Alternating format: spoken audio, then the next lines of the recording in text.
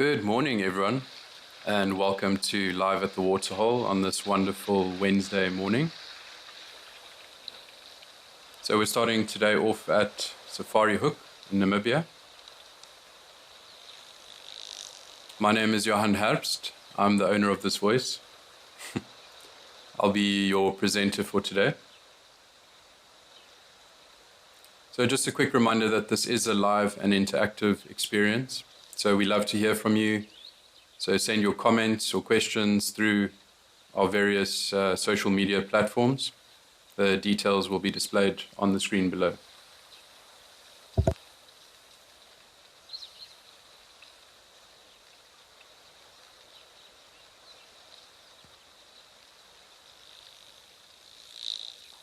Now we've got a big, looks like an elephant bull over here in the foreground. And then a lone gemsbok or oryx in the background there.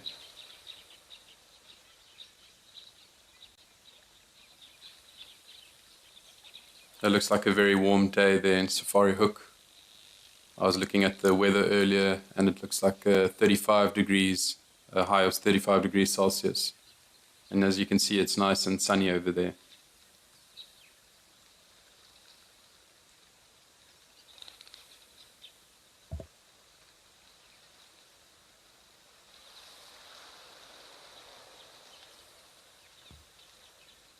So our theme for today is books. I want to know, what book are you currently reading? Who's your favorite author? Do you personally know any authors? Maybe your cousin once wrote a cookbook, or you bumped into Dion Mayer at the shops. So stay tuned, keep those messages flowing, and let's build the ultimate reading list right here at Live at the Waterhole. So who knows, maybe you find your next favorite book from someone listening right now.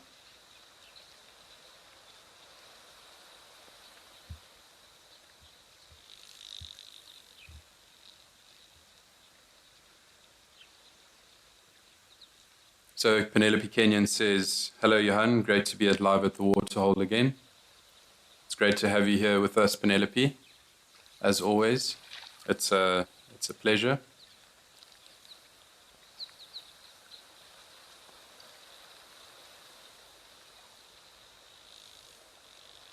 So Dylan is asking, why do elephants enjoy water so much? So that's a good question, and it's actually got to do with the fact that they don't have many sweat glands like humans do.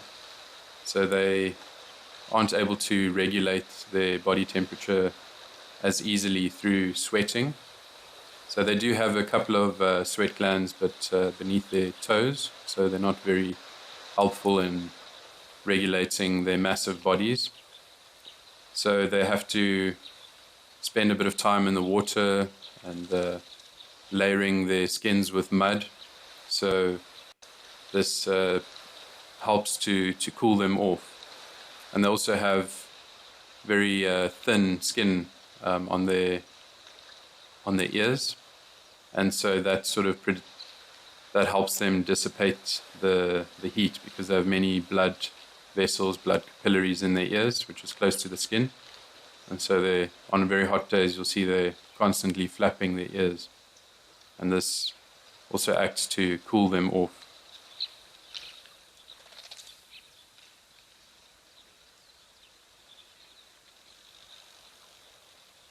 So Donald Mochele is saying, or asking, aren't elephants afraid of crocodiles in this water, or aren't there any? So I think the crocodiles, they wouldn't chance taking or biting at prey as large as an elephant. Maybe a baby elephant, but it's very unlikely. I think the crocodile is intelligent enough to know what prey it can take down and what it can't. So I think with elephants, they would probably trample the crocodile quite easily, or maybe skewer the crocodile with its big tusk. So I don't think the crocodile would stand much of a chance. So let's see what's happening at Tau.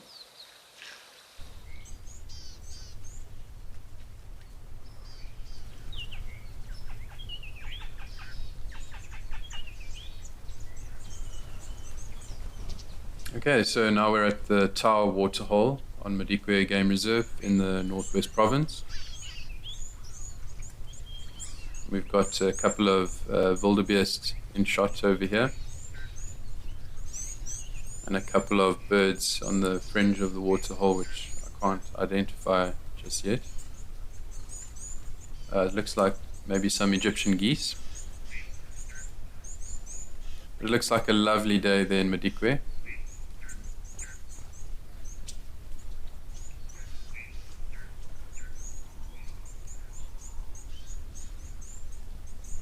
You'll notice when you look at the wildebeest, this being the ones in shot being blue wildebeest, or brindled gnu is the other common name. So they have like a sloping back. If you look at along their back, you see that it slopes downwards towards their bum. And so this is a sort of adaptation that helps them to travel long distances, because as we know that the wildebeest are involved in these great migrations which still happen in Eastern Africa. So this sloping body is a sort of a way of helping them travel great distances.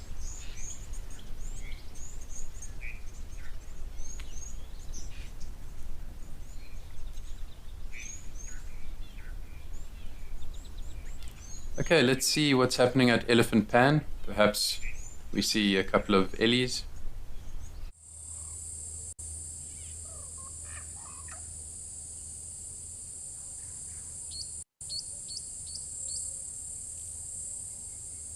And Elephant Pan delivers on its name, on its namesake. So we're here at Elephant Pan in Botswana now, and we've got a lovely herd of elephants, a couple of baba elephants. If you look at I can sort of notice a little bit of it's like a liquid coming out of the side of their faces, on their sort of just behind the eyes. And so this is what we refer to as a temporal gland. And so sometimes elephants, when they're stressed, they can release cortisol from this temporal gland. So perhaps these elephants are stressed, maybe something stressed them earlier in the day, perhaps some bees, a swarm of bees that try to swarm or fly past them. So it's anyone's guess what might have caused them to feel a bit stressed out. But also elephant bulls, when they're in must, you'll also see this secretion, this fluid coming out of their temporal glands, and that's all and it's a very foul smelling fluid, and we refer to, well, this fluid is in this fluid there's a lot of testosterone, so all the excess testosterone gets sort of secreted from this temporal gland. So Penelope Kenyon says it's a beautiful sunny day at Salt Rock in KwaZulu-Natal on the northern coast.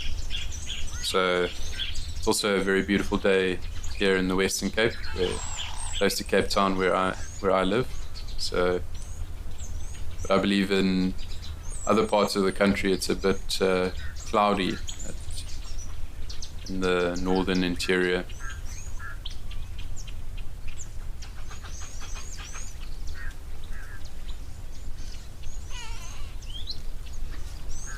So Jeanette Keane says, "Hey Johan, Jay joining you from Perth, a very big fan. Glad to know you're the owner of the voice and it isn't AI. I'm reading notes from my grandmother's life. Wonder what wisdom elephants share.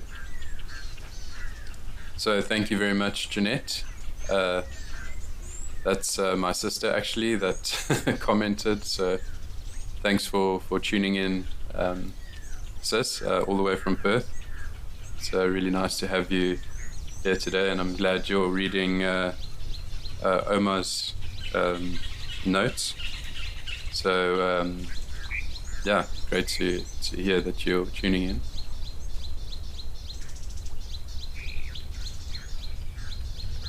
So Printano, sorry, I don't know if I'm pronouncing your name correctly, but Printano is asking, why do kudus always walk in a group? And so this is for protection, for strength.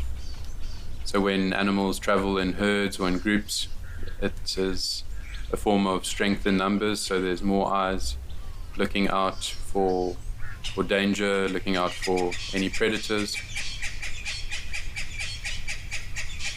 So I just heard that we've got a surprise at Lentor Lodge in Kenya. So let's see what surprise is in store for us.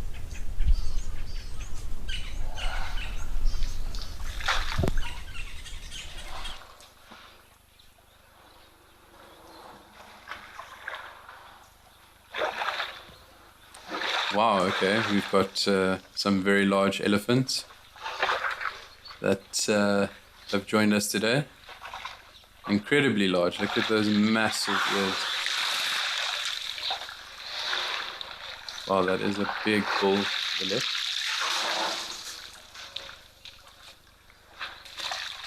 So this is quite special because it's not often that we see elephants at this particular waterhole. So that's a very special sighting. Especially such large elephants, I think. These are exceptionally large pachyderms. You can see these, the ears of this, actually of both these elephants that are flanking the one in the middle. They've got very well-worn and large ears, and so elephants' ears grow continuously throughout their lives. And so this is also another way of sort of telling the age of an elephant is by looking at their ears. Sometimes they get very large and they also fold inwards. They fold sort of backwards. And the deeper the fold, the older the ellie.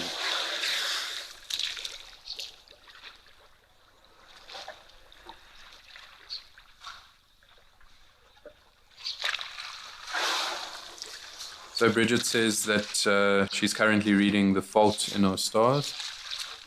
So I'll definitely have a look at, I've never heard of the book before.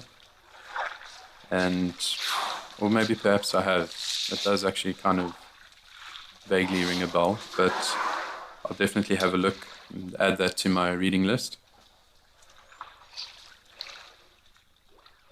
So Penelope Kenyon says that she's busy reading Silent Predator by Tony Parks. And she reads many of his exciting novels featuring South African endangered wildlife. Tony Park was on a drive a few months ago. So Tony Park is also one of my sort of favorite authors. I think he writes exceptionally well, and he always has wildlife themes when he writes his books. So, and they're often based in southern Africa on a game reserve.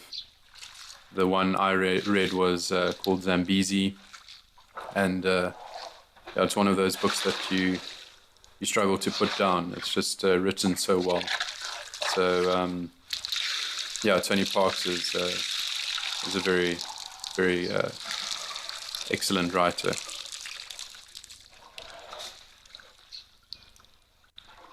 So Ari says that they're in the Netherlands and it's full of rain. So I'm sorry to hear that, Ari.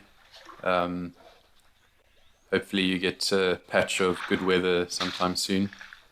I know the weather can play a huge role in impacting one's mood. So hopefully there's a little bit of a relief from the rainy weather. Now it's been raining a lot in Gauteng and other parts of South Africa. Been raining a lot, so that's always good because South Africa being a semi-arid country, we are very, very grateful for any bit of rain that we get. So it's really good to know that it's raining in parts of the country. So Animal Hugger says that they're reading Return to the Wild by James Henry. And that's actually fantastic that you mentioned that, because my fiance and I just finished reading A Year in the Wild. So I think this Return to the Wild is the sequel of A Year in the Wild. And it was just, it was also one of those books that you just don't want to put down. And we laughed, we read the books out to each other aloud.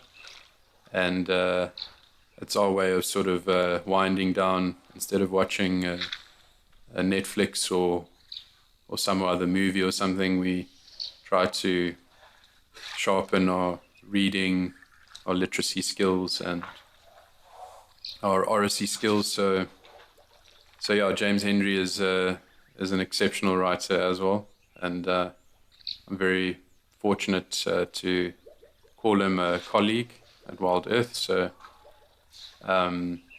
yeah, he just A Year in the Wild was hilarious, and also there were parts that were quite sad, but I don't want to spoil too much. But definitely I would recommend it if you haven't read it.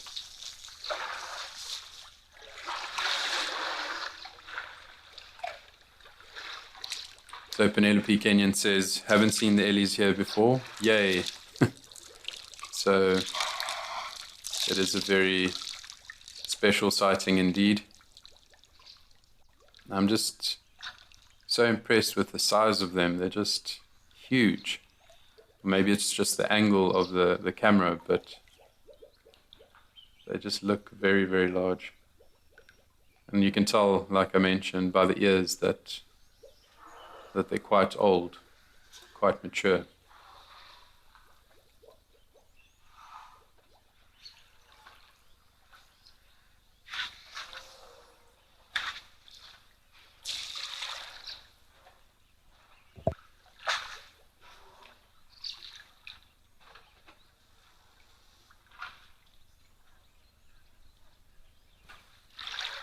So one thing that's quite interesting about elephants is that they can remember certain waterholes and certain foraging areas which are favorable, and they can remember a waterhole or a feeding place that they visited 10 years prior. So they've got, so the saying that elephant never forgets is quite appropriate, because they are really, really good at remembering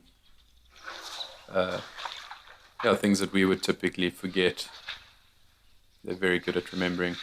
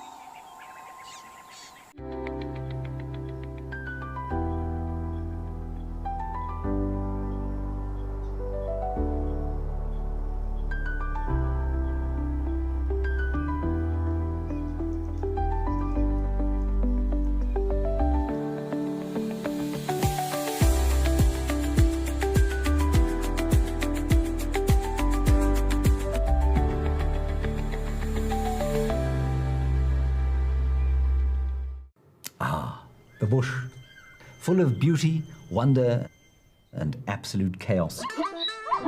And now, all that madness has its own show. It's called a Wild Bush Week. The countdown of the most outrageous, heart-stopping, and sometimes downright ridiculous wildlife moments of the week.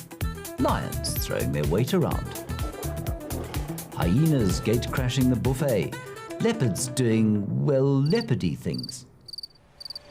Each week, it's a fresh reel of safari gold. A mix of drama, She's just got to impala everybody. danger, and a healthy dose of laughter. So, if you fancy a highlight show with bite, and I don't mean just the animals, tune in to a Wild Bush Week. You bring the tea, and we'll bring the tusks, tails, and teeth.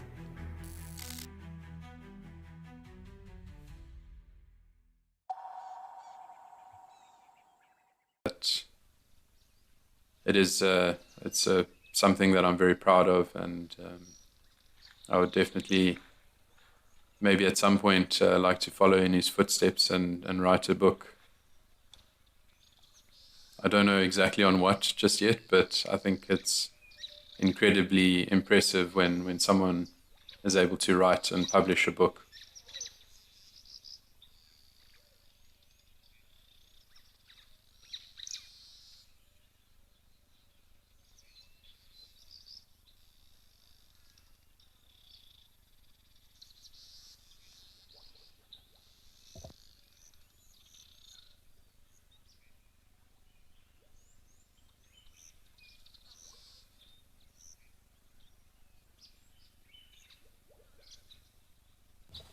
Okay, let's see what's happening at Serengeti Explorer in Tanzania.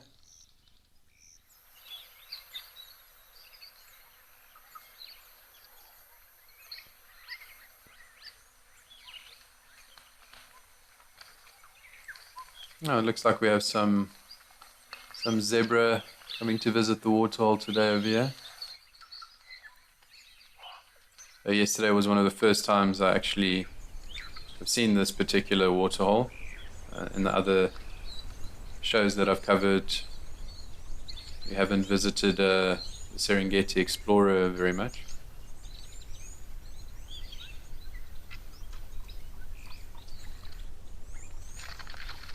And they're just enjoying a little drink. You can see the fowl coming in the background.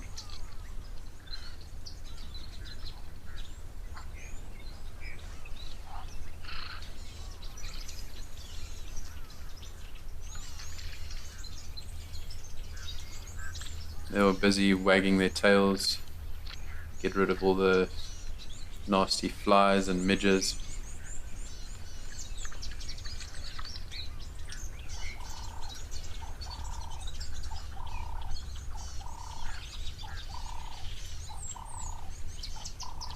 So, Melanistic Marble, nice to hear from you. Old Donyo Lodge, I've watched TV programs about Save the Elephants in northern Kenya, where they track these big bulls. They wander huge distances.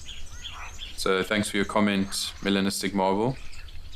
I would definitely love to watch those programs. I haven't watched them myself, but it is quite remarkable how far these elephants can travel.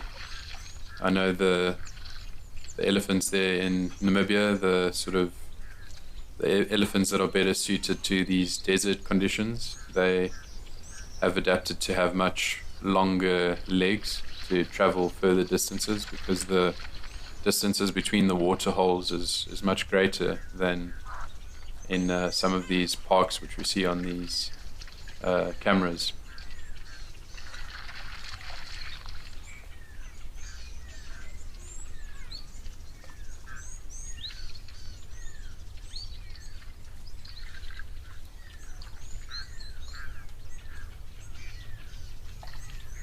I know they do a lot of great work there in Kenya and Tanzania with regards to elephant conservation.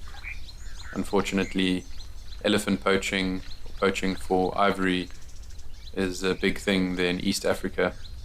Unfortunately, it's not as big of a threat or problem in South Africa, but we of course have a big problem in rhino poaching.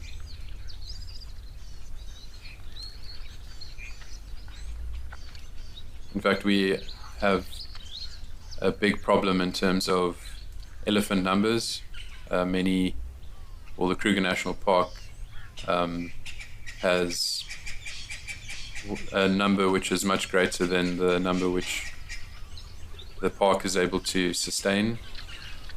So the elephants, I think the sort of estimate of how many elephants that the Kruger National Park can sustain is about, if I'm not mistaken, about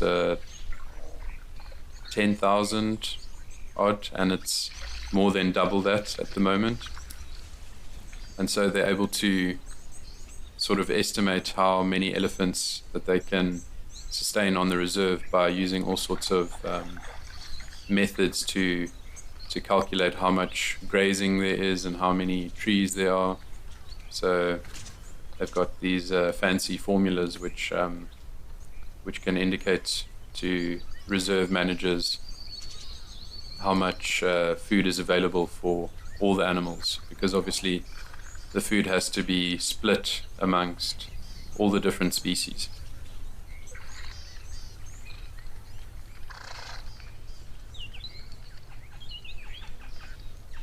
So Moonlight at Midnight says, good morning, Johan, from a very cold UK. A great start to today's tour of the waterholes. Absolutely. I was quite worried earlier. My director was saying that some of these waterholes were a bit quiet, so I'm very relieved to find out that they're not as quiet as we initially thought they would be. And of course, it's all dependent on weather conditions. So if you have a very cloudy day where it's a bit cooler, you won't have as many animals visiting the waterhole. But of course, a very hot, sunny day, you'll find a lot more animals frequenting these waterholes.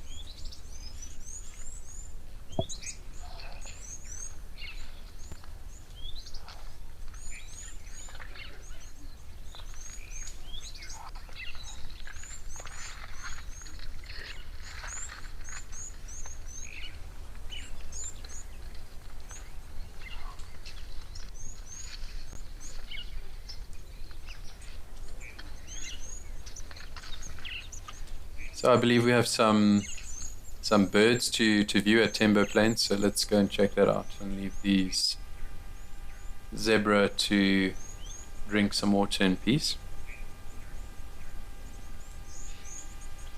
Oh wow, so we've got some carmine bee-eaters here on this riverbank.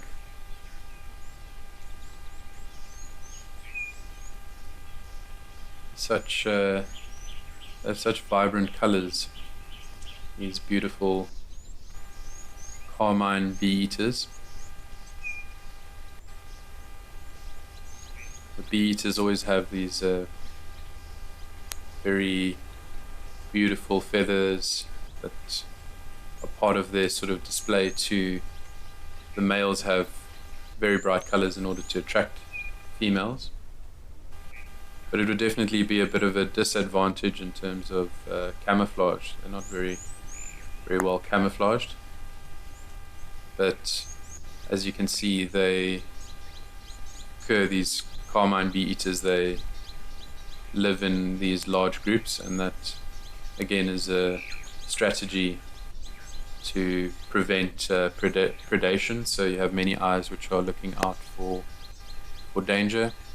As you can see, just to the top right of the screen, there's a couple of bee-eaters that are on the lookout for danger, while the other ones fly in and out of their nests.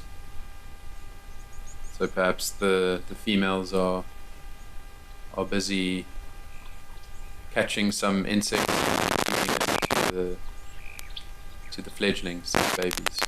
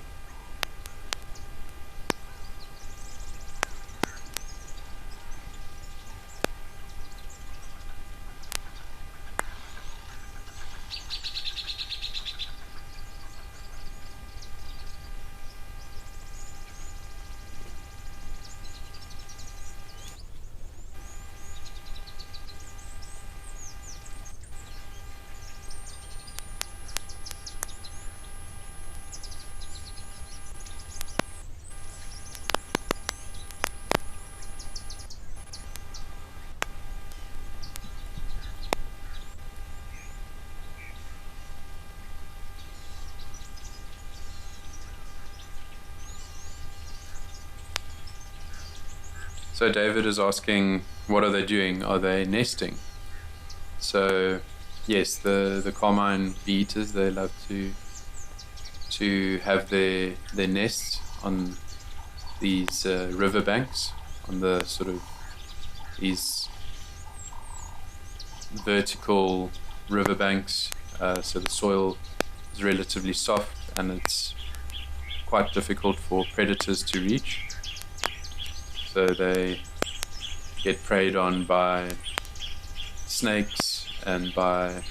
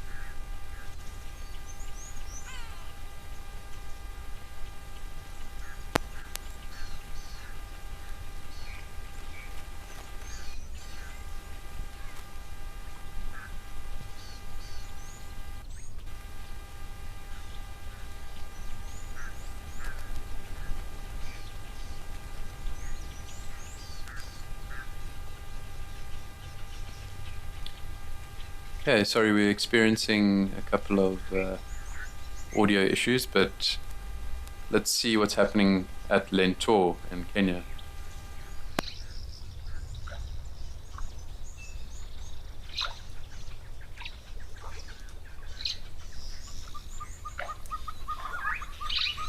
Okay, we have one of my favorites, the baboon, the Chakma baboon. Really enjoying a bit of a drink of water.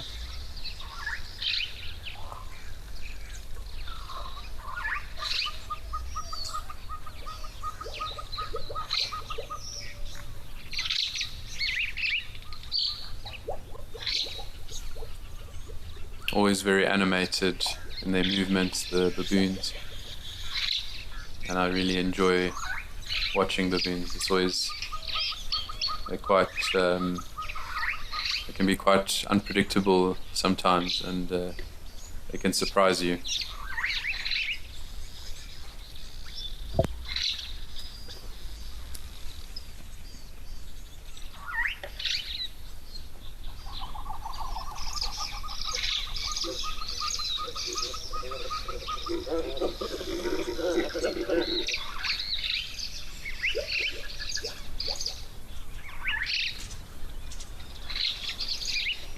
Okay, it seems like we've fixed the audio issue.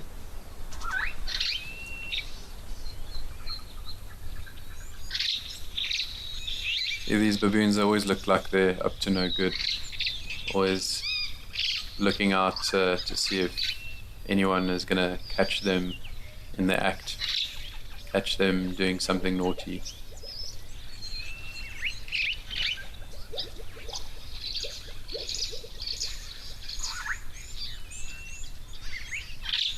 So Lola says that my daughter and I are reading The Adventures of the Wishing Chair. So I'll definitely also add that to the list.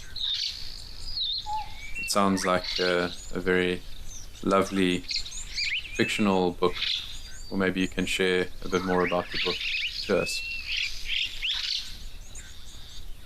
So I also love to listen to audiobooks. I have an Audible account, and I just it's so nice to be able to listen to these books while maybe exercising. I sometimes run and listen to books, or I cycle, and so it's a nice way of catching up in an otherwise very busy lifestyle. It's not always possible nowadays with our very hectic schedules to read, so you really it becomes a challenge to find the time to read. But if you're creative, you can make time to read. So you can read while washing dishes, or sorry, you can listen to books while washing dishes, or doing chores, errands around the house.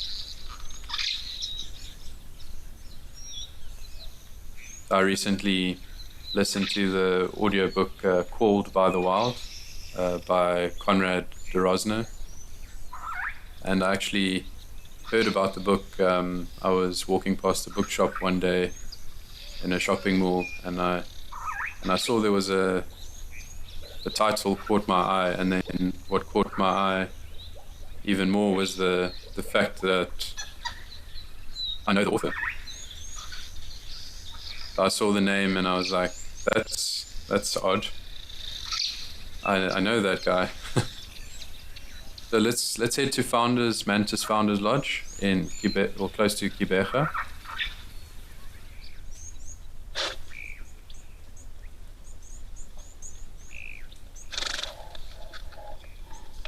So it was very interesting to see that someone that I know has written a book. We've got a beautiful sable over here at Mantis Founders Lodge in the Eastern Cape province of South Africa. Beautiful sable bull. It looks like the zebra are trying to sort of bully him away from their waterhole, as they would like to think it is.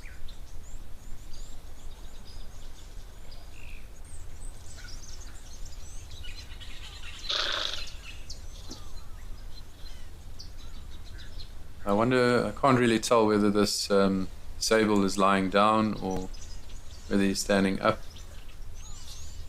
but the zebra getting quite close to the sable, and he seems a bit annoyed by the zebra.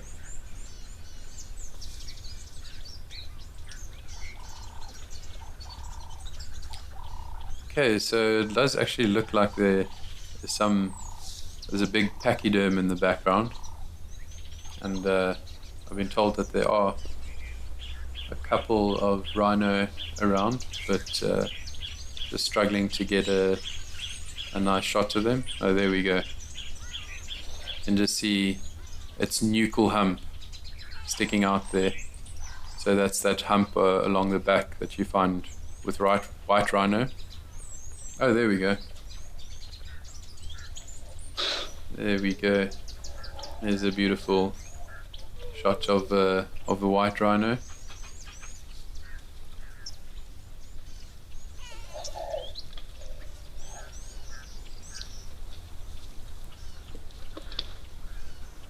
You can see the oxpeck is busy enjoying the buffet of ticks on the back of the white rhino. I see there's a couple more to the right.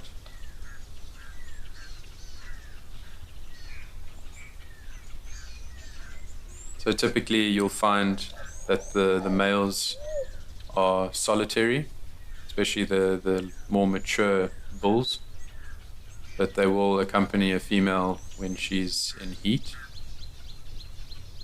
But the females, they tend to be found in these smaller crashes, these smaller groups. So the collective noun of a group of rhino is a crash of rhino. And it's quite an appropriate name because the rhinos crash through the bush whenever they feel threatened.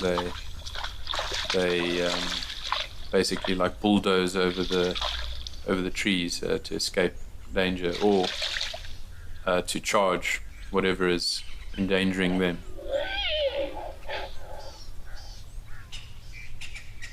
So Mariana H says, yesterday I bought Dion Mayer's Scorpio and Sweetie by Nathaniel. So I've never actually read anything by Nathaniel or Dion Mayer, but I do believe that they're both very good authors. So I hope that I'll also be sure to add those to the list. It's nice that you're supporting some South African authors. I tend to be drawn more to South African authors or people that write about South Africa or Africa. That's just my sort of bias. But yeah, I tend to, when I'm picking a book, look out for books which are either set in South Africa, or it's written by a South African author, or that's about African wildlife.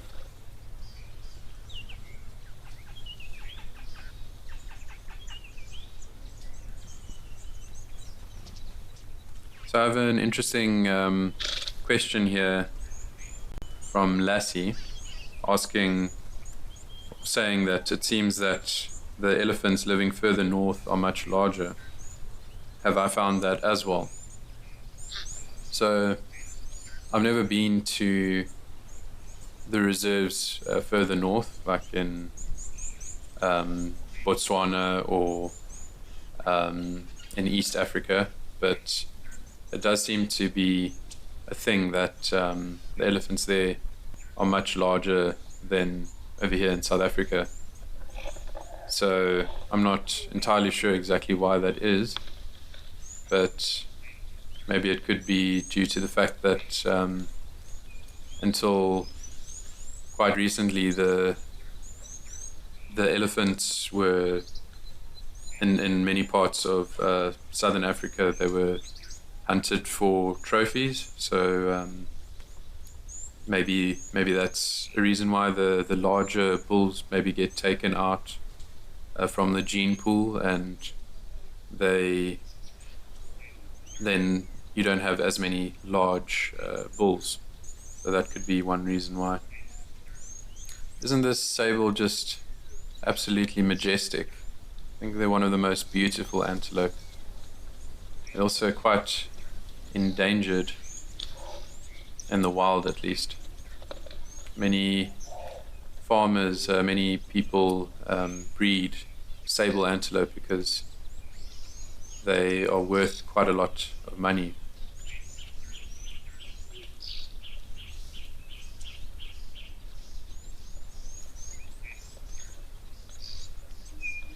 So Penelope Kenyon says, just need the Warties here at Founders.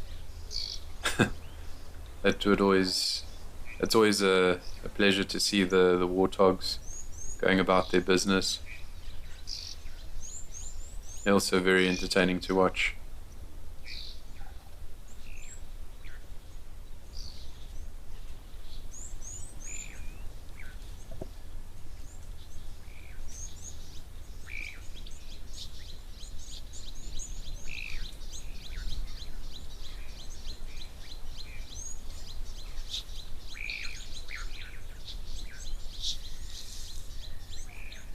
So you can see these zebras that we have in picture. You can almost see there to the right, this zebra on its rump. It has these sort of faint stripes between the black stripes on its rump. So they're what we call these shadow stripes, and they're quite unique to the plains zebra. So that's the most common species which we find in southern Africa. So you also get, so there's 3 species of zebra, and so you get the plain zebra, otherwise known as the Burchell's zebra, and then you get the mountain zebra and the Grevy's zebra.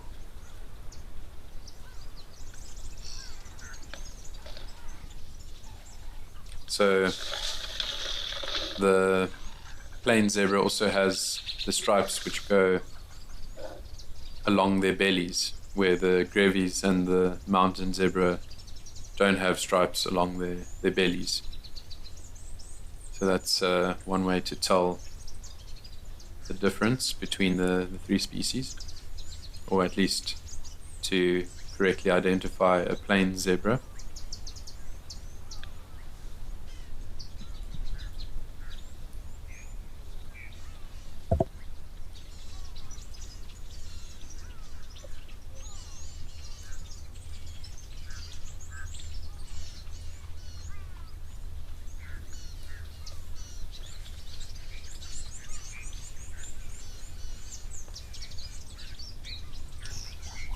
So Melanistic Marble says the sable and rhinos all seem to be munching. So there's definitely some nice grass for these animals to eat.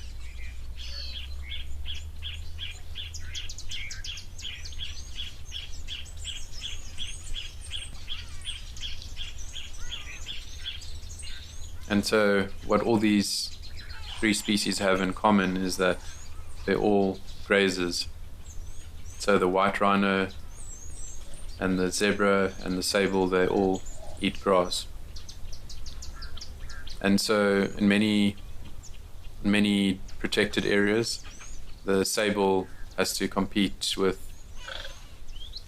all these different grazers, and that's part of the reason why that the sable and the roan antelope are quite endangered, is because they struggle to compete with the other antelope species. They're just not as good at exploiting their environment, and they can't defend themselves very well, which is quite bizarre. But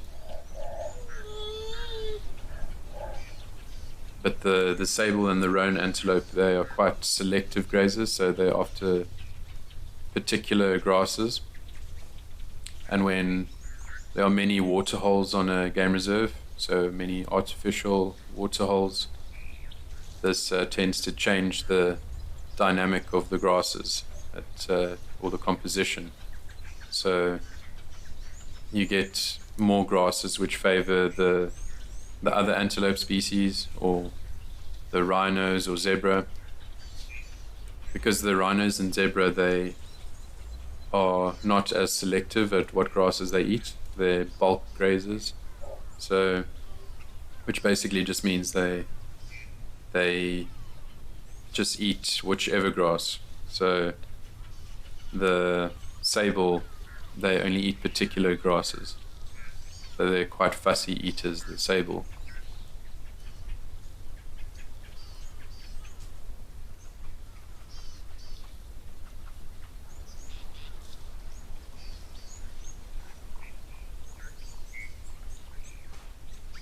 So Christ MT says, I wish I was in South Africa now. It looks lovely and warm there and beautiful. It's definitely a particularly beautiful day there at Mantis Founders Lodge.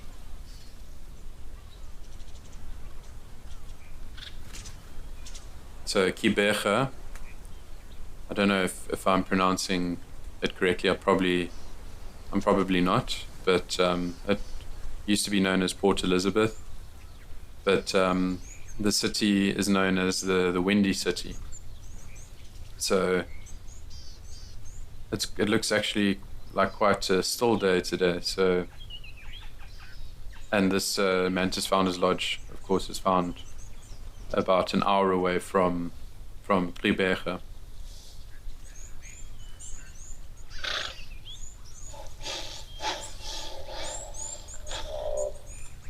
A lovely sunny day there at Mantis.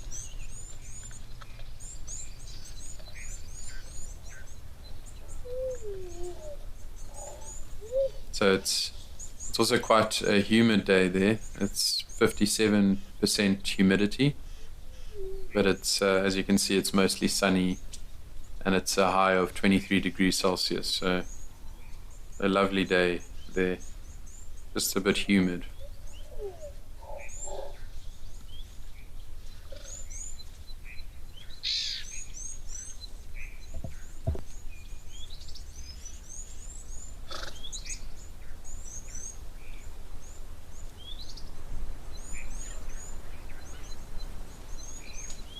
So Koala Joe says, I don't think the sable and zebra are getting along.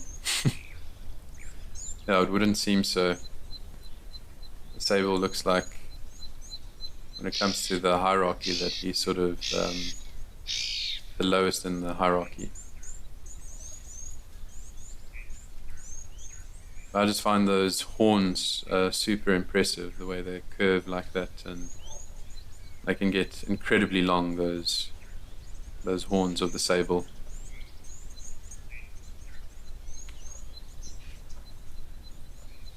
Now imagine they probably get very hot with that dark coat of theirs.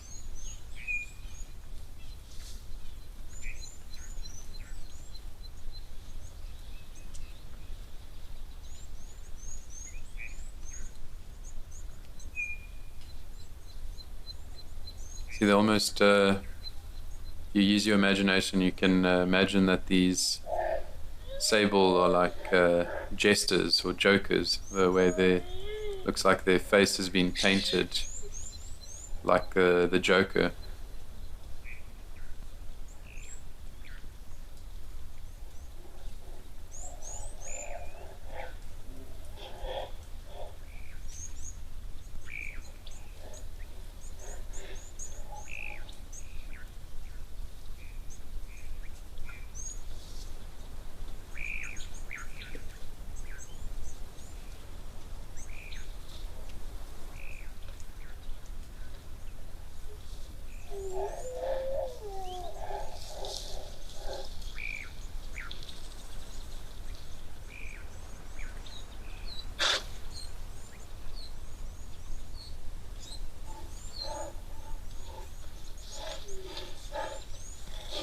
You can see some baby sable over there.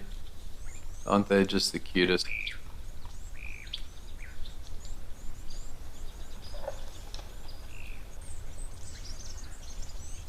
We have a saying in Afrikaans that goes nog nat agter die ore, which basically means still wet behind the ears. So these little sable are still very wet behind the ears, still very young, still naive.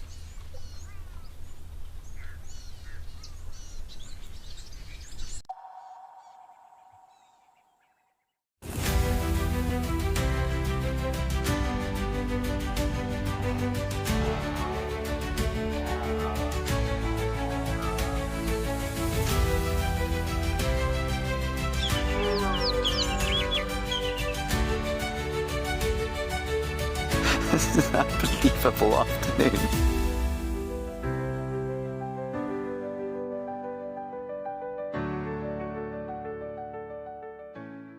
At Wild Earth, we believe every story has the power to create change. That's why we've launched the Wild Earth Impact Foundation, a non-profit dedicated to conservation and social impact. By showcasing conservation stories, we can change lives, protect nature, and empower communities. We have partnered with Empowers Africa to accept tax-deductible donations from US donors. Your donation will help fund critical programs that support our mission. Join us and be part of the change.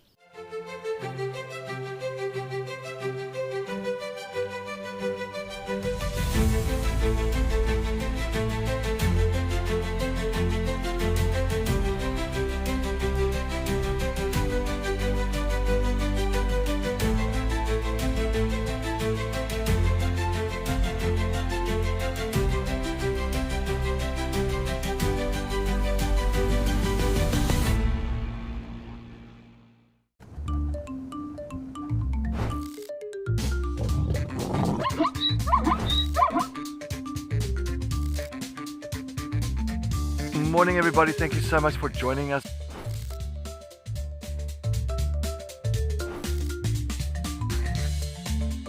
Wow, that was amazing, everybody.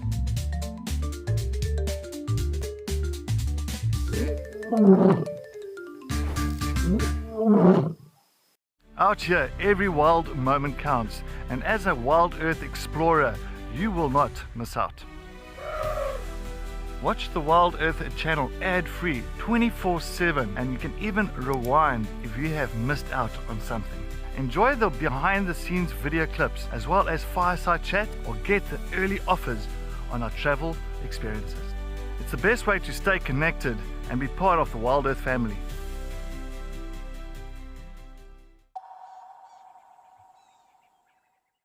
Oh, that's new. So yeah, definitely. Okay, now we can see a bit clearer. Yeah, that definitely isn't clay. So sometimes what tends to happen is you get an algal bloom like this. So we call this eutrophication.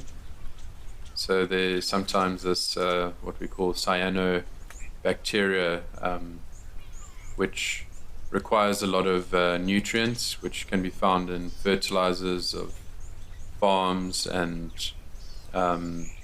which can be found in a very nitrogen sort of rich soil. So if this somehow gets into these dams, and that it tends to concentrate the fertilizers and the nitrogen gets into these dams, then it causes ideal conditions for this eutrophication, so this algal bloom, which we refer to it as.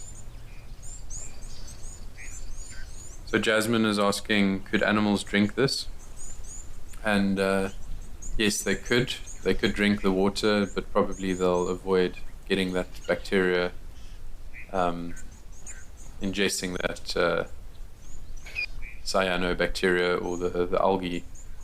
And so it can actually be a bit toxic to the animals if they get too much of it in their bodies.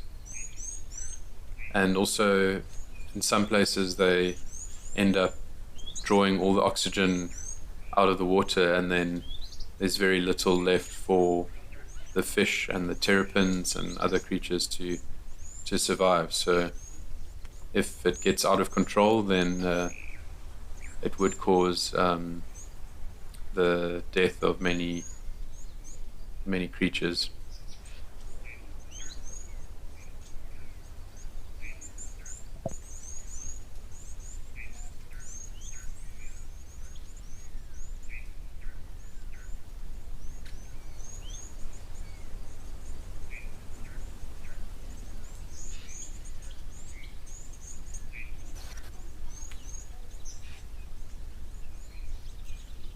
Okay, let's check out what's happening at Stony Point near Betty's Bay. So I believe there's a penguin on display for us.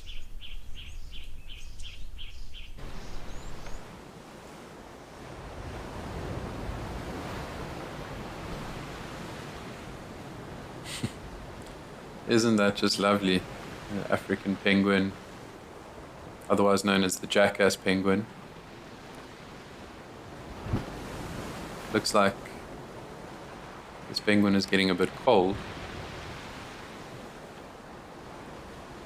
which is quite odd, because at Stony Point right now it's 19 degrees Celsius, so it's quite sunny, so it's quite strange that it's very still and looking quite cold.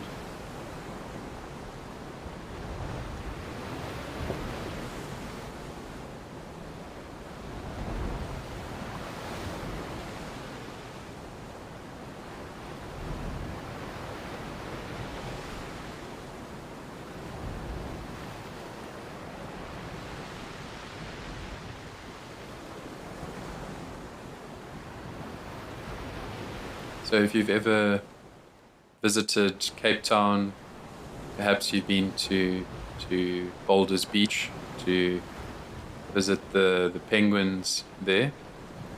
There's a lot of there's a breeding colony over there at Boulders Beach, and if you've ever been there, you would have heard they're very vocal, these African penguins. And the reason they're also referred to as the jackass penguin is because of their donkey-like vocalization.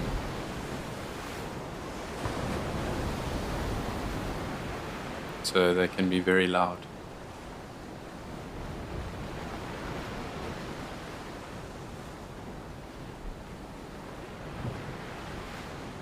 So this is the only species which breeds in Africa. So if you ever do see a penguin along the coast of South Africa, then you can safely assume that it's an African penguin.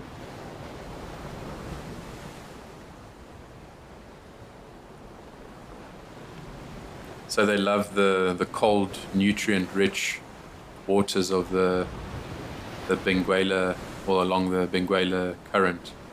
So along the cooler, the colder western coast of South Africa, you'll tend to find them.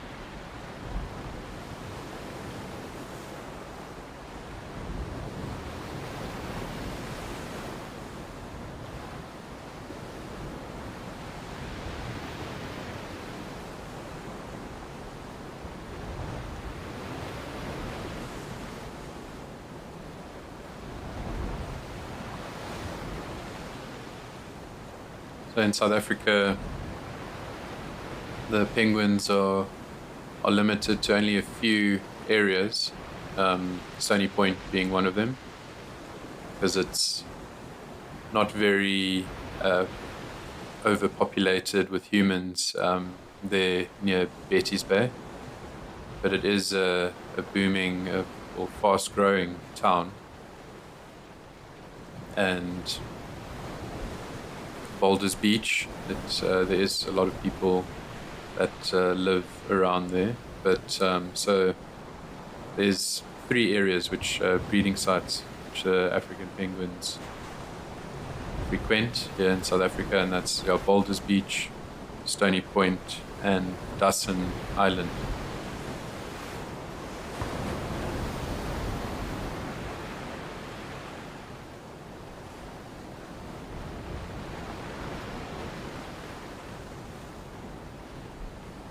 And it's quite sad that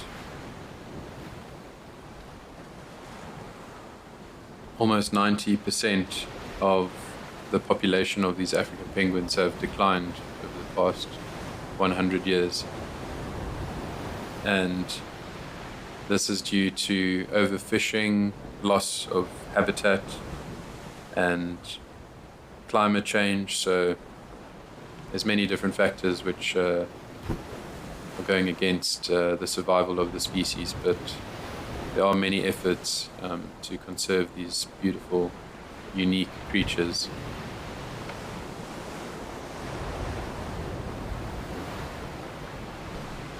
So let's go and see what I didn't quite hear where we're going to next, but I believe there's a crocodile to see.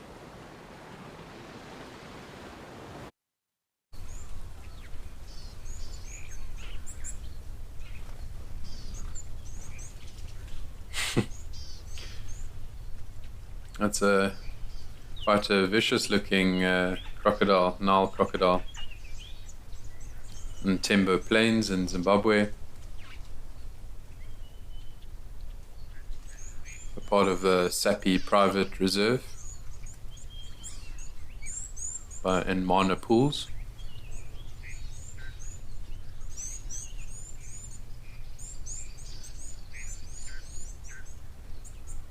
You can see the carmine bee eaters flying around in the foreground.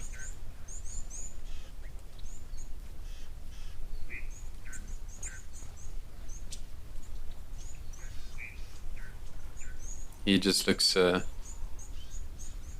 super happy with life at the moment. Nothing could perturb. Oh, just as I say that, nothing could disturb him or perturb him. And a hippo comes and surprises us.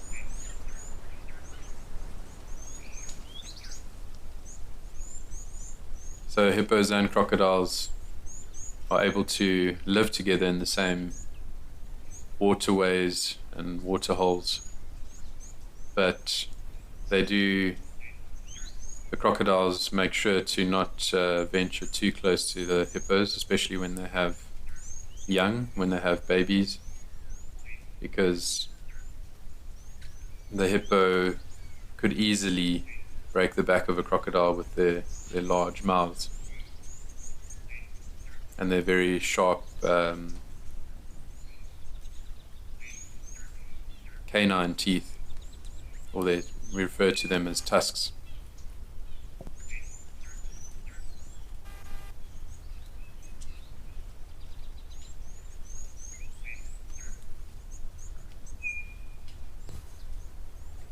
So Ingrid says, "Hi, I'm joining late. I'm reading To Kill a Mockingbird." So thanks for sharing that, Ingrid, and thank you for joining us. I also read To Kill a Mockingbird quite a while back. It was prescribed to us in high school, and yeah, it's a very good book by Harper Lee, if I'm not mistaken.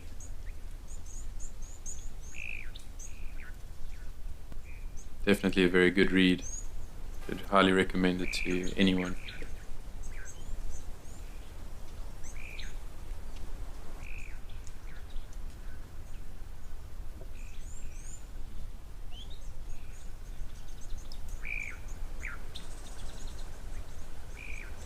Okay, so there's still a lot of activity there at Founders, so let's perhaps see what's going on there. We can maybe spot a new species.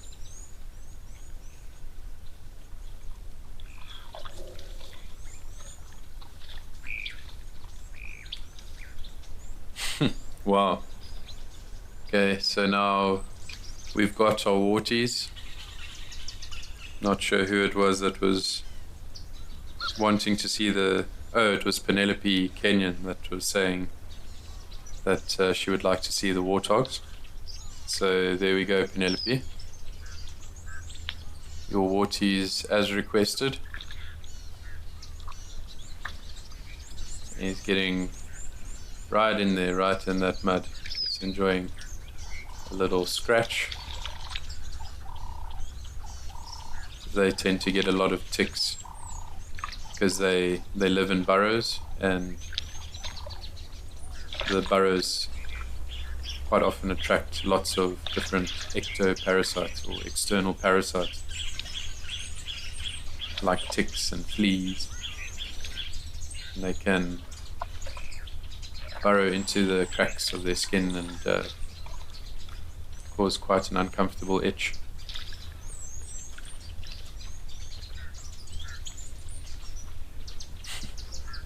Not quite sure, this seems like quite a mismatch over here. This the one to the right is doing quite well to stand its ground. Maybe it's got a bit of an advantage being having a lower center of gravity.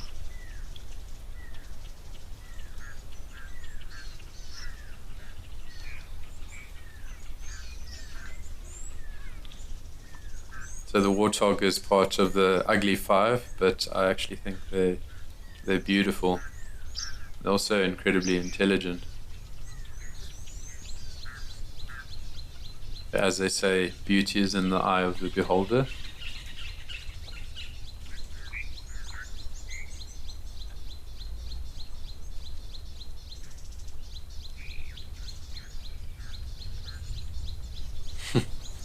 Scratch, scratch, scratch.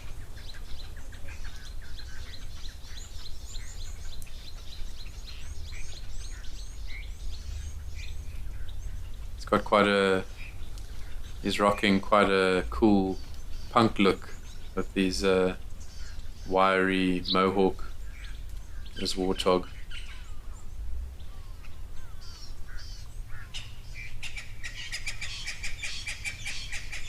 And he's got some nice chops as well.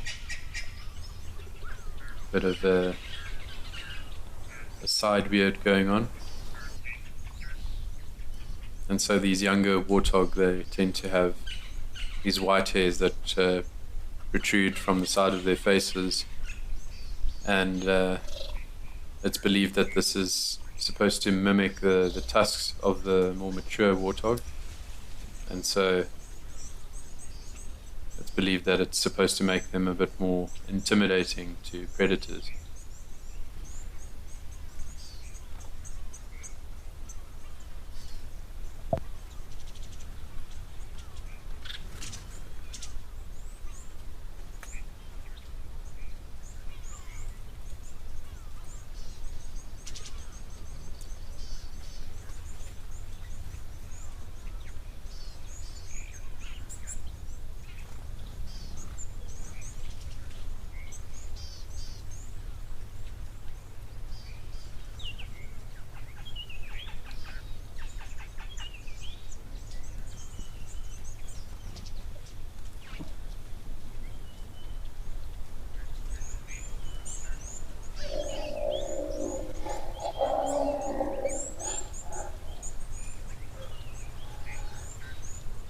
looks like the warthog of now.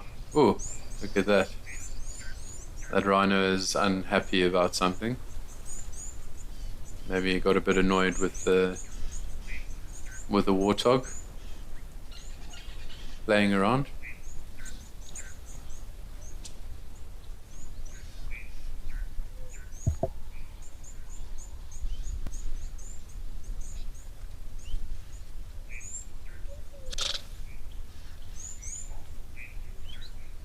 Looks like these two rhino are munching happily away, or perhaps just enjoying a bit of shade.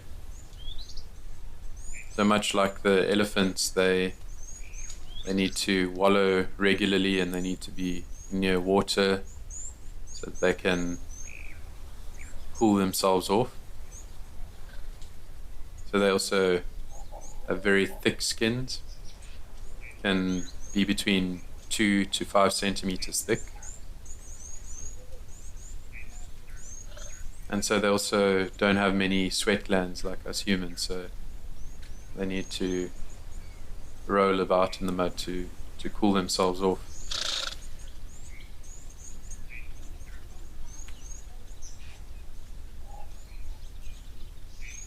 So I have a question here from Everyday, asking where is Tembo Plains located in Zimbabwe. So it's in the Sapi Private Reserve, so east of Monopools National Park. So Monopools is probably the destination which I most want to go to. It's the highest on my bucket list. Many different people have recommended Monopools to me, just in terms of how wild it is and just the sheer beauty and majesty of Monopools is next to none. It's definitely a place I would love to visit. And it's also the setting for the book I read by Tony Park called Zambezi, so I would love to visit Monopools one day.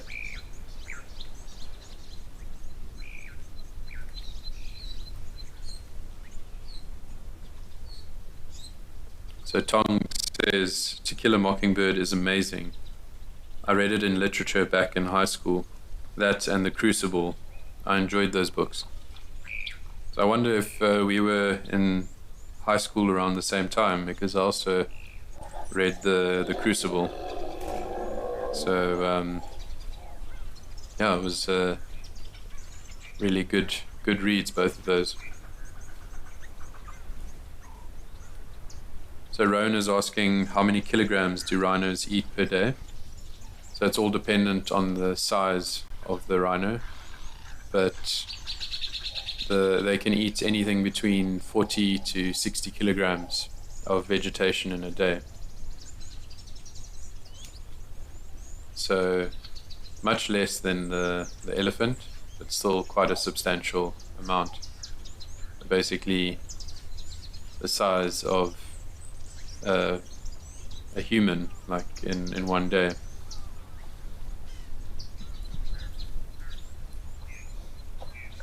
Koala Joe says, lol, the chubby unicorns. They definitely do look very chubby. Their thick skins and big bellies. But I can assure you they're more muscle than fat.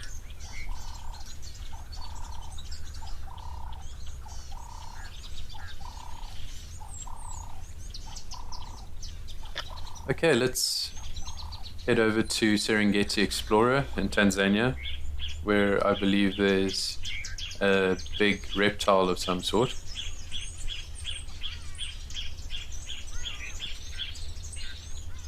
Or a not so big reptile.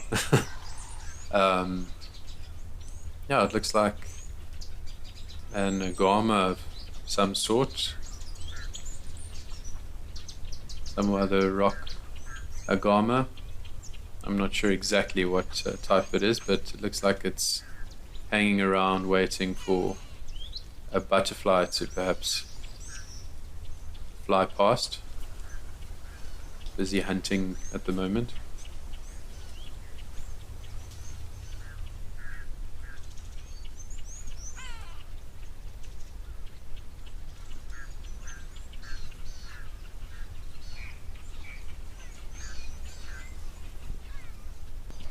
So Spas Yankov is asking,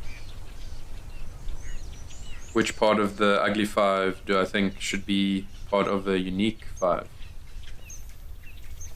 Looks like our Agama has scurried away.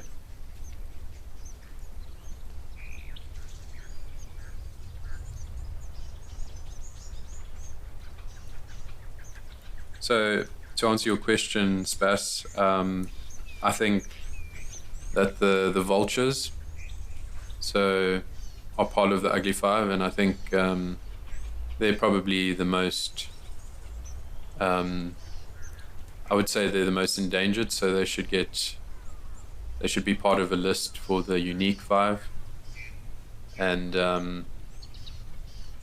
it's quite sad actually that many of the vultures are dying out, and they play a incredibly important role in the ecosystem to make sure that diseases and that don't spread, and the bacteria and diseases don't spread in the wild.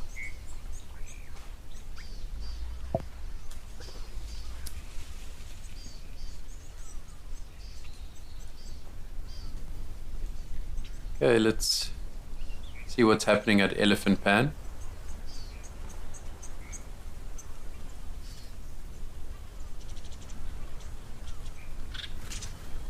Okay, so we've got some more Ellies over here at Elephant Pan in the Kwai Nature Reserve in Botswana.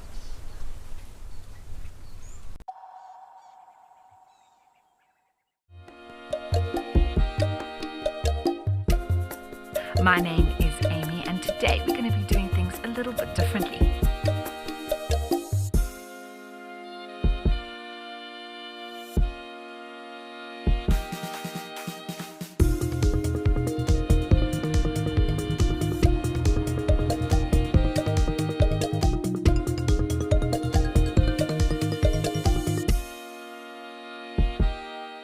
The Wild Earth Impact Foundation is a non-profit that uses the power of wildlife storytelling as a force for good.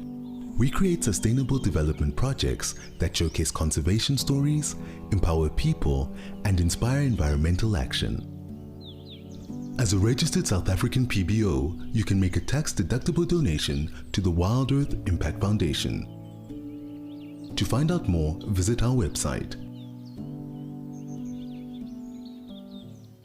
My full name is Maxine Gaines. Best part of the job, gosh, I just love everything about guiding. I love being able to observe animal behavior and animals behaving naturally. So for me, that's by far the best part of the job.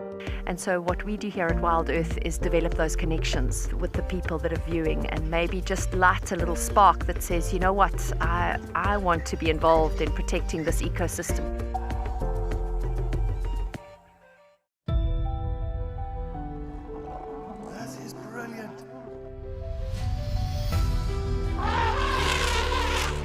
Ria, you say the best kind of roadblock? Absolutely. Look at this.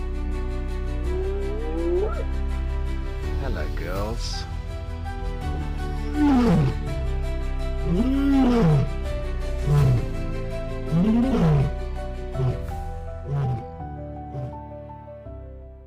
Out here, every moment counts.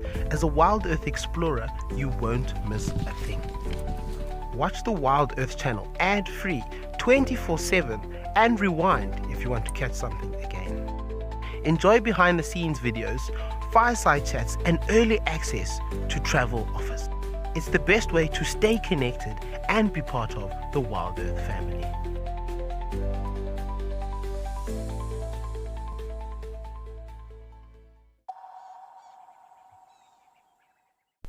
Getting rid of the remaining meat of sort of dead animals, and these feral dogs, they spread rabies and all sorts of other diseases, canine distemper and that. And so nature always has its own way of filling the roles, the different niches, but it's definitely, in that case, it's not a very favorable one for humans because of the spread of diseases, especially deadly diseases like rabies.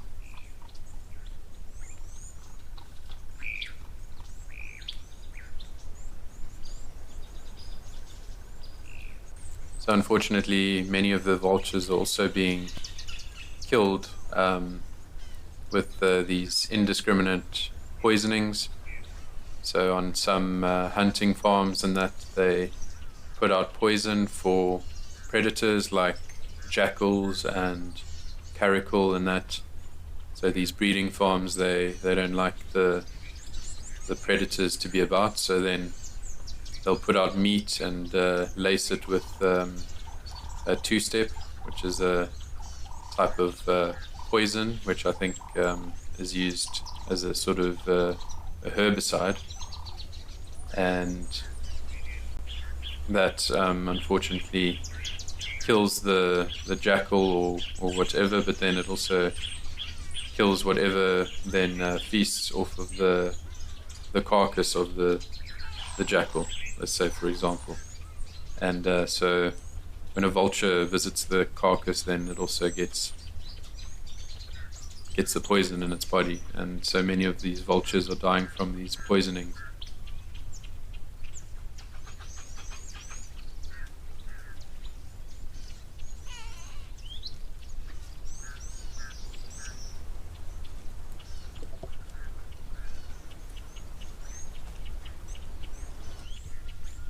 Okay, let's see what's happening at Lentor. Perhaps there's some excitement for us.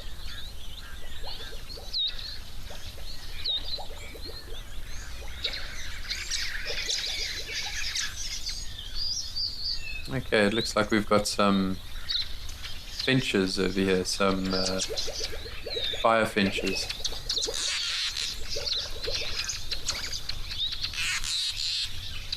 Look like they're having a jolly good time.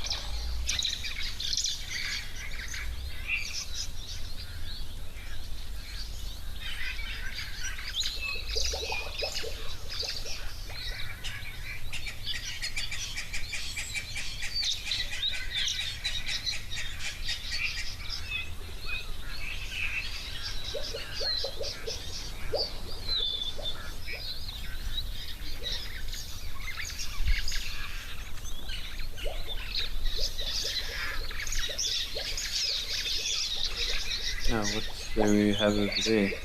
Also a finch of some sort. Beautiful, these little birds, these African fire finches. So I have a question here from Rowan asking, what is the gestation period of an elephant? And so it's 22 months, almost 2 years. So it's like if us humans, if we had to carry a baby for like 2 years, it's just crazy madness to think that they are pregnant for that long.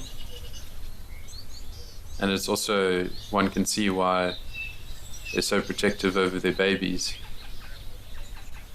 There's a lot of energy and time that goes into creating these beautiful pachyderms.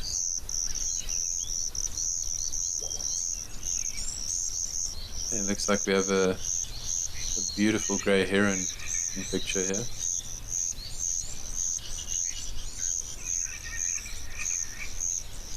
just chilling, minding his own business.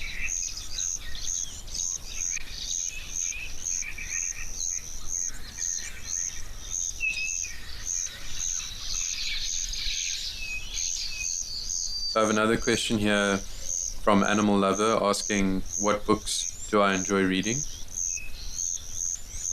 Oh, there's a nice shot of this heron. See how it tucks in its neck to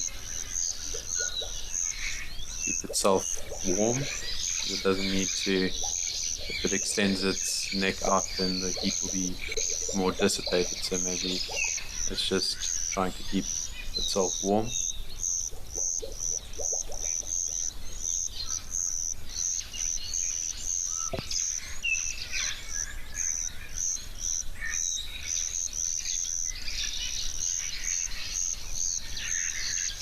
Sorry, to go back to your question, Animal Lover. So I like to read anything that's related to wildlife or related to South Africa. I do prefer autobiographies and non-fiction over fiction, but I do enjoy fiction if it's set in the bush or somewhere in the African landscape. But I'm also quite a big rugby fan, and so I like to read autobiographies from the rugby players and the coaches. And I recently also read Rassie Erasmus's autobiography, and so he's the head coach of the Springboks, and he's done exceptionally well to bring the Springbok rugby team, the national rugby team, from 6th place back in 2017 to number 1 in the world for, I think it's 2 or 3 consecutive years. And he's also ensured that the Springboks are 2-time world champions. So it's very impressive what he's managed to achieve in his tenure as the Springbok coach.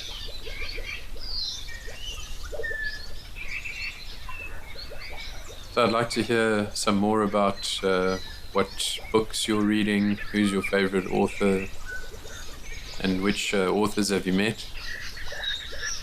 I was also mentioning earlier Conrad de Rosner and his book called By the Wild. So I really enjoyed that book because obviously, as I mentioned, I've met him before, and I think it's fantastic the work that he's doing, the anti-poaching work that he's doing, collecting lots of snares which are put out for the catching bushmeat, for snaring antelope and that, and of course also doing a lot of work with the canines, with dogs which are specifically trained for anti-poaching efforts. So, and it was just really nice to listen to his story, because I knew that he's had a few near-death experiences, but to what extent I wasn't quite sure. So it was quite a thrilling read, and in some ways I could relate to some of the things that has happened in his life, because I was also involved with the anti-poaching unit at one point, and yeah, it's definitely, it can't be underestimated the work that anti-poaching units do to protect our beautiful natural heritage. these anti-poaching units, they put themselves, or they are often in very dangerous situations. If it's not the wildlife that is trying to kill them, then it's poachers.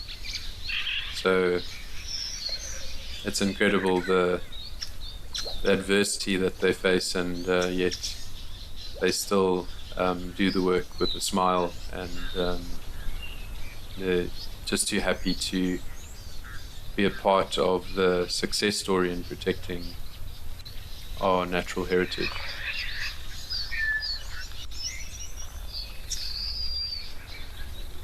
So Spasyankov is asking any wildlife related books you like reading. And as I mentioned, I recently read the book by Konrad de Rosner, called By the Wild, and then also I read A Year in the Wild by James Hendry. So let's go to Safari Hook, because mostly just a couple of birds here. Let's see if there's something interesting happening there at Safari Hook. We'll leave these weavers be. Okay, we've got a dazzle of zebra.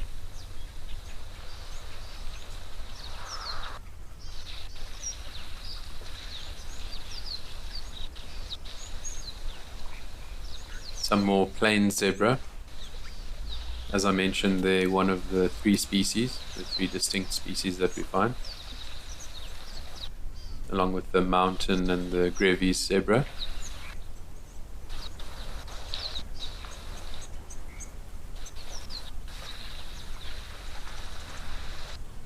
So Spasyankov, to continue answering your question, I have read those two books recently, or one I read and one I listened to the audiobook of. And I think next up on the list would probably be something like The Elephant Whisperer by Lawrence Anthony. I haven't given that to read yet, but I've heard that's very good. Or 101 Tales, or Kruger National Park Tales. So 101 different stories of people's close encounters with wildlife in the Kruger National Park. I think that would be quite an exciting read. So Spas, tell me, what books have you recently read, or would you like to read?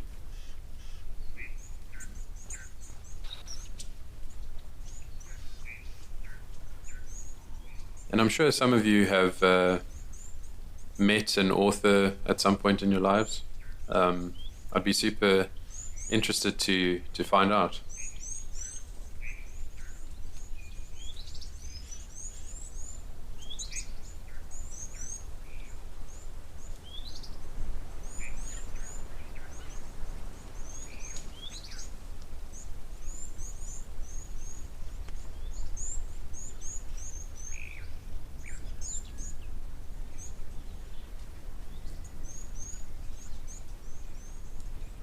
So I have a comment here by Trixie Rose saying, I used to enjoy J.M. Coetzee a lot until he left RSA and went to Australia.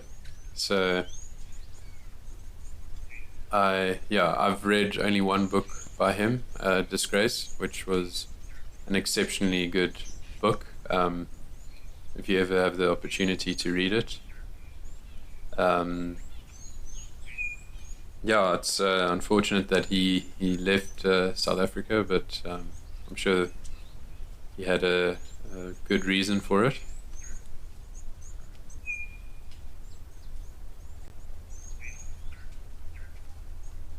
I believe he was a lecturer, I think, at UCT for University of Cape Town for quite a while.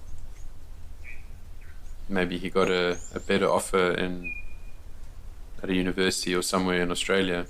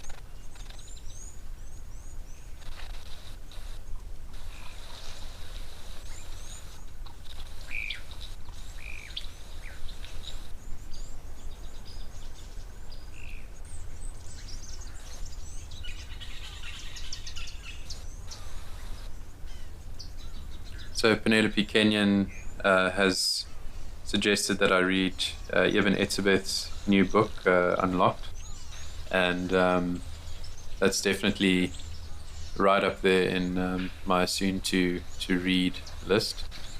It wasn't available yet on Audible when I first saw that it was released. Yeah, that's definitely.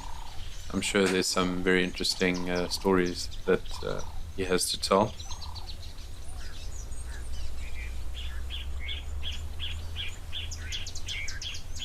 Oh, we've got a Ellie there as well. Quite fascinating how such a big creature can be so silent. Many times I've been in the bush and haven't heard an elephant walking quite close to me. The reason they're able to be so silent when they're walking is because of that cushiony pad underneath their, which forms part of their foot. And so they're actually what we refer to as digitigrade. So basically they walk on their tippy toes. So their tippy toes then end off in that cushioning, that fatty cushioning that forms part of their heel.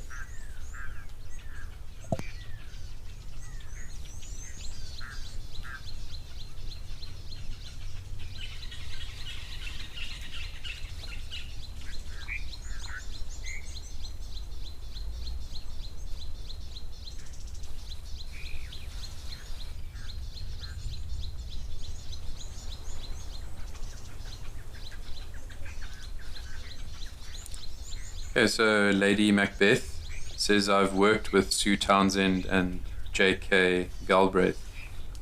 To be completely honest with you, I had to double check with Google who Sue Townsend was, because I do remember the name, but I've forgotten what she wrote. And so I have actually read one of her books, The Secret Diary of Adrian Mole.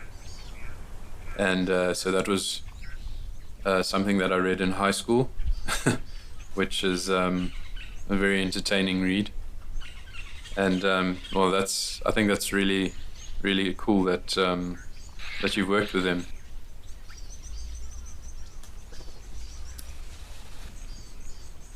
I'm not too sure about J.K. Galbraith, who they are. So maybe you can give me or recommend a book to me.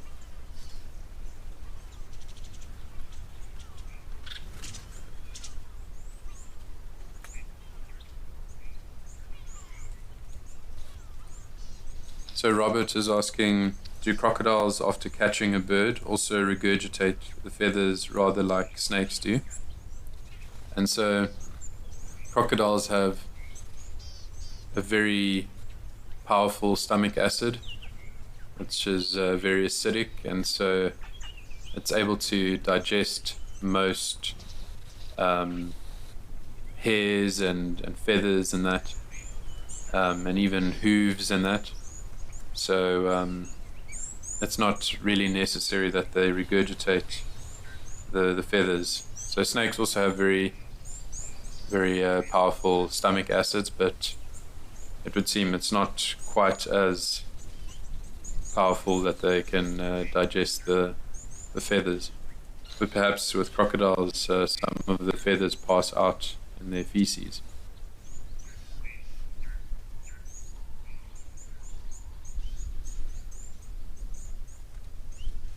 So Lady Macbeth, please, it would be very nice to have a recommended list from those two authors. If you could share that, that would be fantastic.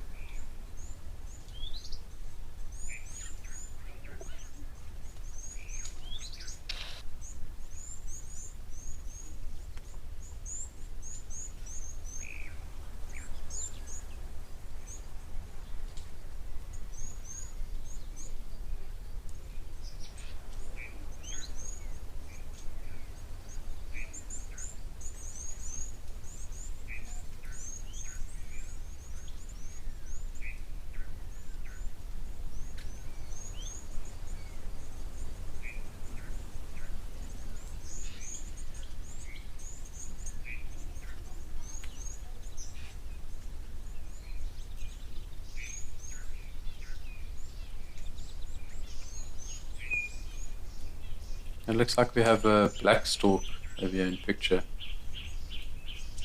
I just see black. I don't. The black storks have a bit of white on their belly, but I don't seem to see that. I think the only bird it could be is a black stork.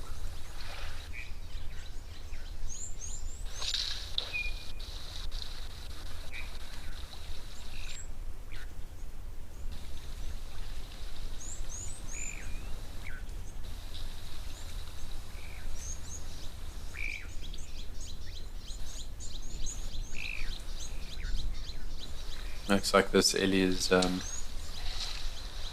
now had enough of the heat and has now decided I'm gonna have a nice little swim, nice dip in the waterhole, and of course, adding some nutrients to the waterhole.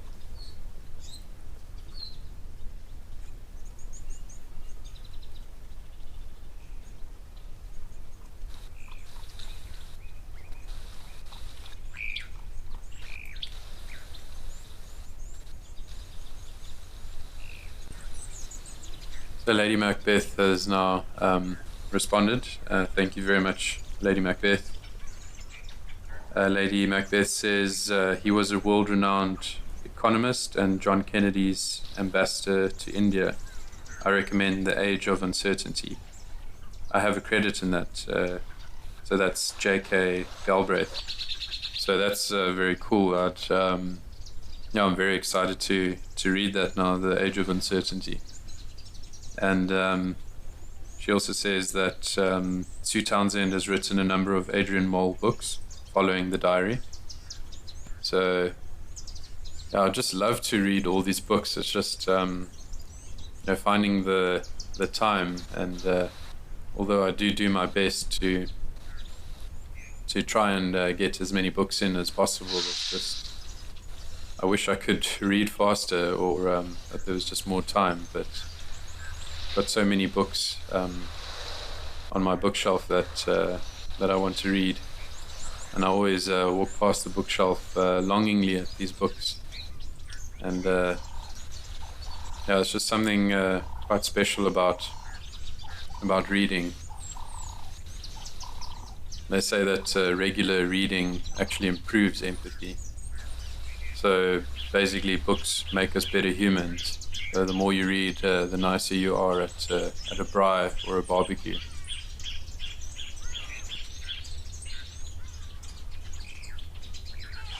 So Ollie says, afternoon, I'm not a big fan, I'm not a big reader at all. So thanks for your comment, Ollie. I think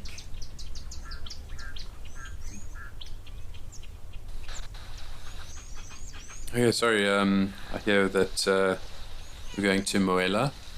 So let's see what's happening there at Moela Lodge.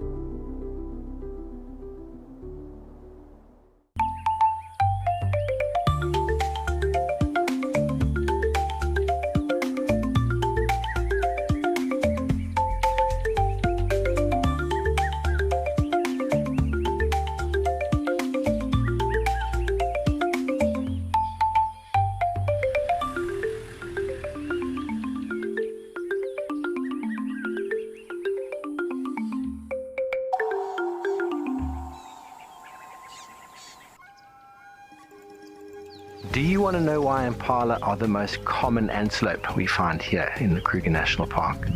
You can ask me questions like this in real time.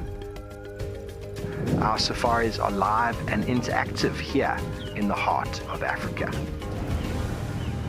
Join me on Safari Live. Connect with nature.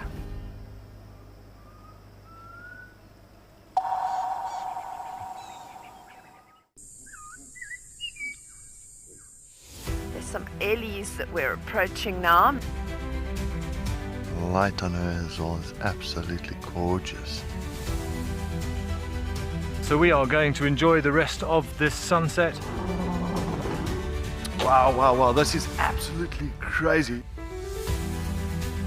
And thank you for joining us. For myself and Cam, we will see you next time.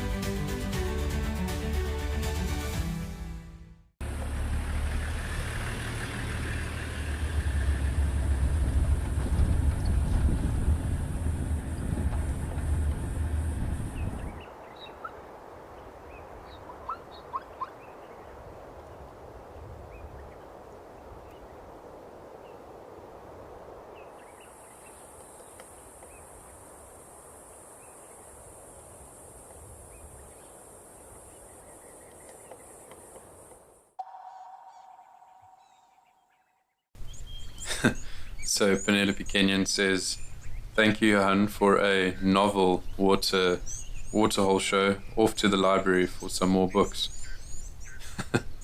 Thanks for the pun there, Penelope. It's been a pleasure, and thank you for sharing your comments and your questions.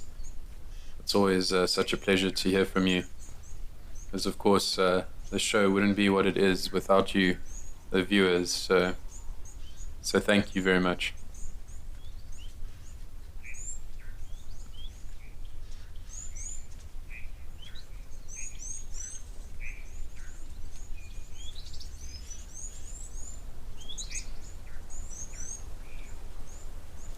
So let's go to Mantis Founders Lodge. I believe the rhinos are busy swimming at the moment.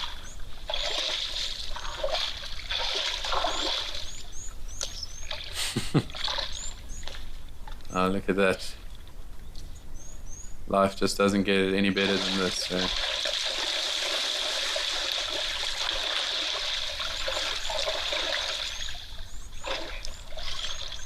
Just wallowing in the mud.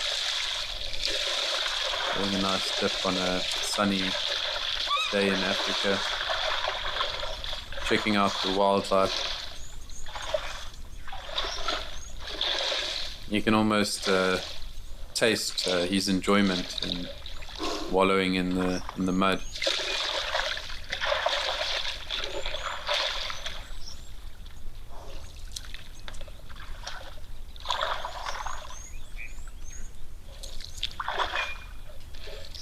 So Bill says, don't forget, Johan, that our very own James Henry is a wonderful author as well. So definitely, Bill. I'm very aware of that. I think he's definitely up there with one of my favorite authors, because of the way he writes. He's got a fantastic sense of humor, and my fiance and I thoroughly enjoyed his book, and we had such great laughs reading A Year in the Wild, and all the antics that the two brothers get up to. It's just hilarious, and also I can relate to some of the stories because I've been in the guiding industry, and some of the things that go on behind the scenes at a lodge are just hysterical. It's just if you didn't, you wouldn't believe it unless you saw it. And of course, there's also all the different challenges which one has, unique challenges of working in the bush, which you don't find in many other places.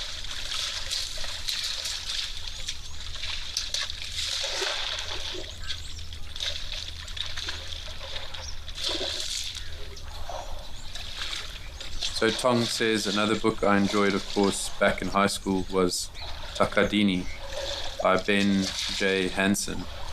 It was quite a big hit locally here in Zimbabwean schools. I'm not sure how far it went globally. Most books I read back in high school Oh, I read them back in high school. Nowadays, I'm not much of a reader. Lol. Oh, wow. Fantastic, eh? Look at this, eh? Look at this curious rhino. He also wants to tell us what book he's been reading recently.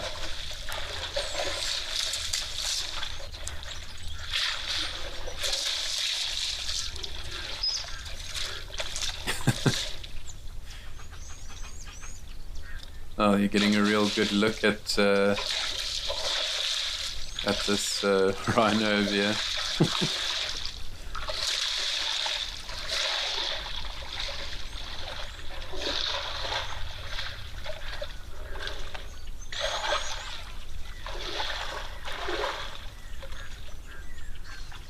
He really wants some attention, it seems.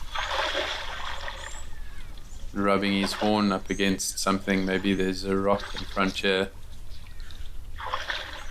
Sometimes they tend to rub their horns against rocks or trees in order to sharpen their horn.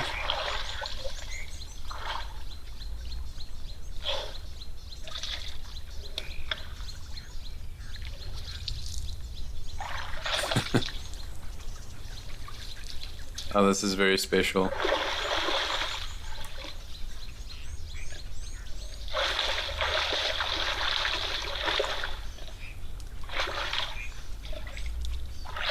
He just wants to steal the show. He doesn't want anyone else to steal his thunder.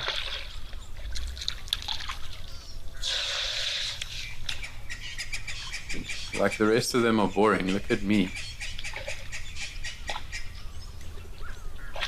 Can you see me now? How about now? Have a look at me now. It's a bit of a narcissist, this rhino.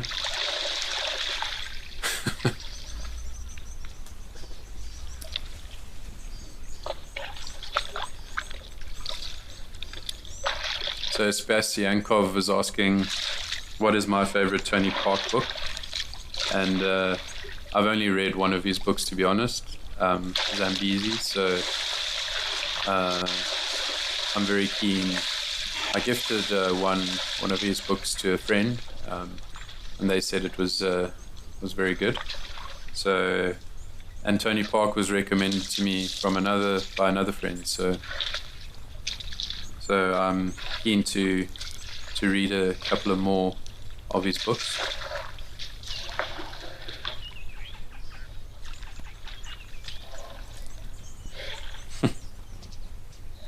Melanistic Marble says, splashing the lens.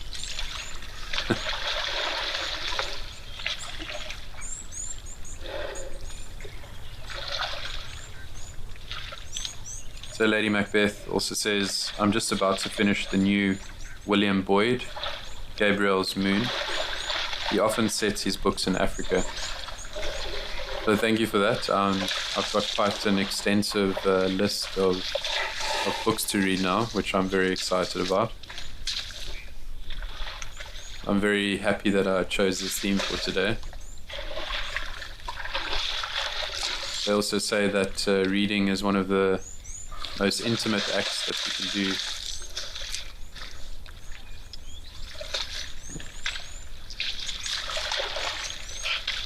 Because you're basically in someone else's thoughts, and you get into their brains essentially when you're reading what they have to write.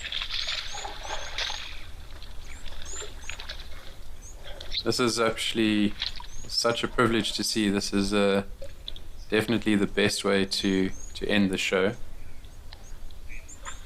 It's been really fun to be with you all today. I've had a fantastic time, and I'm looking forward to having a nice discussion tomorrow.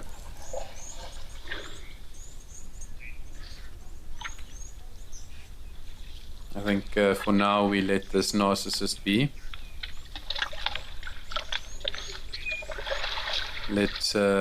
Let him take some more selfies and be vain. Have a fantastic day, everyone. Hope you have a wonderful Wednesday, and I'll catch you tomorrow.